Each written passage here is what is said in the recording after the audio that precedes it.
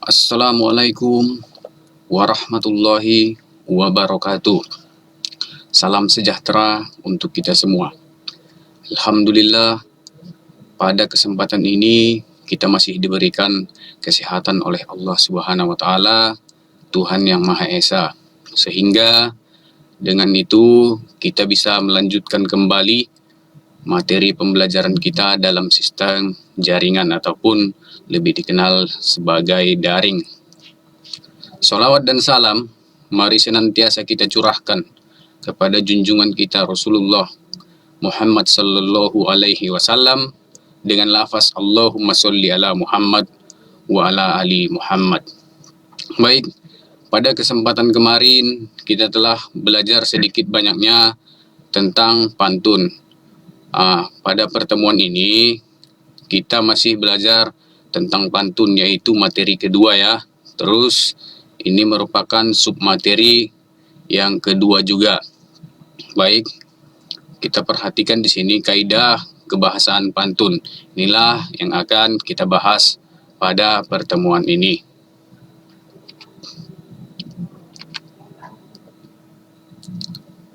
Yang pertama, sebuah pantun menggunakan bahasa sebagai media untuk mengungkapkan makna yang ingin disampaikan. Struktur kebahasaan pada sebuah pantun sering juga disebut dengan struktur fisik. Struktur fisik tersebut mencakup diksi, bahasa kiasan, imaji, dan bunyi yang terdiri atas rima dan irama. Kemudian kita lanjutkan. Baik, kita bahas satu persatu, yaitu tentang diksi. Ini kita perhatikan dari yang tadi ya. Nah, ini dia, mencakup diksi, bahasa kiasan, imaji, dan bunyi yang terdiri. Sekarang kita yang bahas bagian diksinya. Diksi diartikan sebagai pilihan kata yang tepat dan selaras dalam penggunaannya untuk mengungkapkan gagasan sehingga diperoleh efek tertentu seperti yang diharapkan. Akan tetapi, diksi yang digunakan berbeda dengan pantun yang lahir pada zaman modern. Kata yang digunakan seringkali dihubungkan dengan berbagai sarana dan prasarana mutakhir. Berikut salah satu contohnya. Jalan-jalan ke pasar unik, membeli baju dan handphone baru. Siapa gerangan wanita cantik yang tersenyum di hadapanku? Nah, kemudian kita lanjutkan. Nah, yang kedua di sini unsur kebahasannya itu bahasa kiasan. Bahasa hiasan yaitu bahasa yang digunakan pelantun untuk menyatakan sesuatu dengan cara yang tidak biasa, yang secara tidak langsung mengungkapkan makna. Bahasa kiasan di sini bisa berupa peribahasa atau ungkapan tertentu dalam menyampaikan maksud berpantun. Inilah dia unsur kebahasaan kedua, yaitu bahasa hiasan. Kemudian, yang ketiga di sini ada imaji. Kita perhatikan, imaji atau citraan yang dihasilkan dari diksi dan bahasa hiasan dalam pembuatan teks pantun. Pengimajinasian akan menghasilkan gambaran yang diciptakan secara tidak langsung oleh pelantun pantun. Nah, oleh sebab itu, apa yang digambarkan seolah-olah dapat dilihat atau imajinasi secara visual. Nah, ini dia, seolah-olah dapat dilihat, kemudian didengar, imaji auditif, atau dirasa, imaji taktil. Nah, kita perhatikan salah satu contohnya. Kalau pedada tidak berdaun, tandanya ulat memakan akar. Kalau tak ada tukang pantun, duduk musyawarah terasa hambar. Imaji yang dilukiskan pada pantun tersebut adalah imaji visual atau melihat, dan imaji taktil merasakan. Imaji visual dapat dilihat pada baris pertama. Kalau pedada tidak berdaun, tandanya ulat memakan akar. Nah, ini dia. Yang pertama itu imaji visual, seolah-olah kita melihat tandanya ulat memakan akar. Kemudian pendengar melihat ulat memakan akar karena sudah tidak ada daun yang bisa dimakan pada tumbuhan pedada. Sementara itu, imaji taktilnya tergambar pada bagian isi. Kalau tak ada tukang pantun, duduk musyawarah terasa hambar.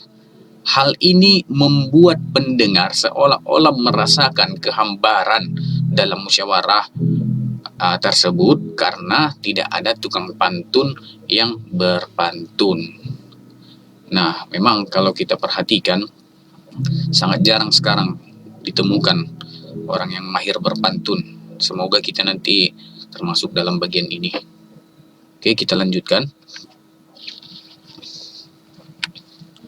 Yang keempat ada bunyi, rima, dan irama. Rima merupakan unsur pengulangan bunyi pada pantun, sedangkan irama adalah turun naiknya suara secara teratur. Selain untuk memperindah bunyi pantun, bebunyian diciptakan juga agar penutur atau pelantun dan pendengar lebih mudah mengingat serta mengaplikasikan pesan moral dan spiritual yang terdapat dalam teks pantun jenis apapun. Nah, pemilihan dan susunan katanya ditempatkan sedemikian rupa sehingga kata dalam pantun tidak dapat dipertukarkan letaknya atau diganti dengan kata lain yang memiliki makna yang sama. Selanjutnya adalah menyusun larik-larik yang sengaja diacak dan menentukan sampiran dan juga isi. Nah, kita perhatikan di sini mengenai bunyi ataupun rima dan irama. Yang pertama di sini ada rima ya.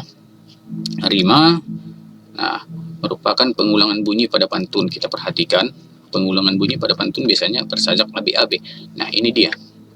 Pengulangan bunyi di sini terdapat pada sampiran pertama dan isi yang pertama.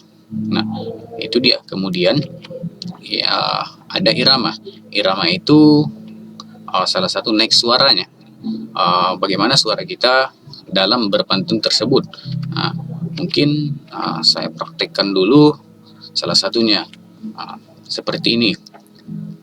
Kalau pedada tidak berdaun, tandanya ulat memakan akar. Kalau tak ada tukang pantun, duduk musyawarah terasa hambar. Nah, di sini juga perlu penekanan nada ya, atau irama.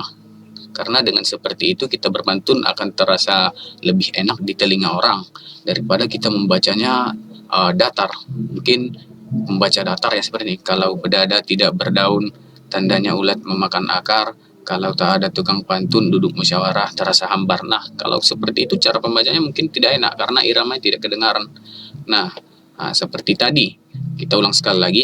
Kalau pedada tidak berdaun, tandanya ulat memakan akar. Kalau tak ada tukang pantun, duduk musyawarah terasa hambar. Nah, mungkin kira-kira seperti itu caranya, yaitu pada irama pantun tersebut. Kemudian kita lanjutkan.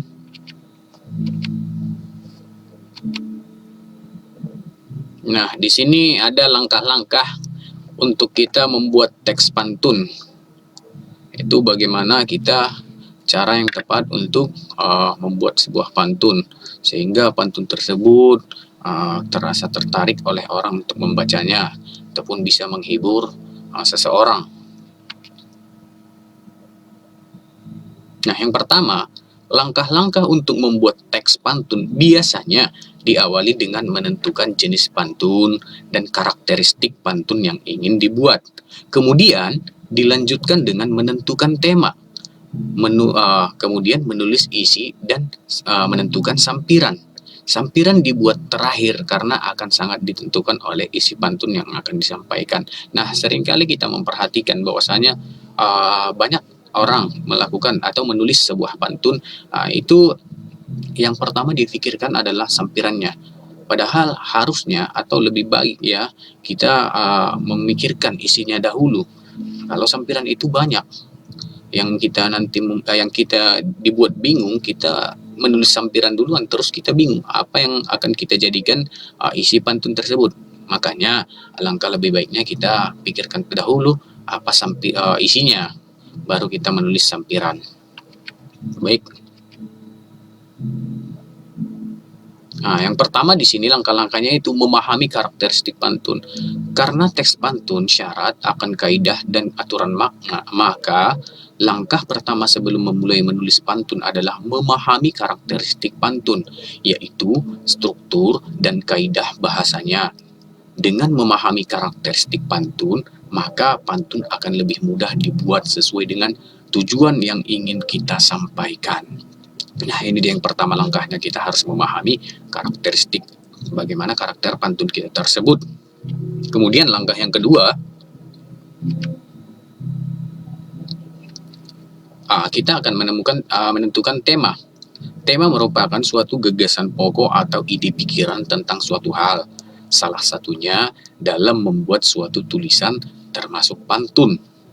Pilih jenis pantun yang dianggap menarik, seperti misalkan pantun-pantun cinta. Nah, ini mungkin bagi kalangan muda-mudi.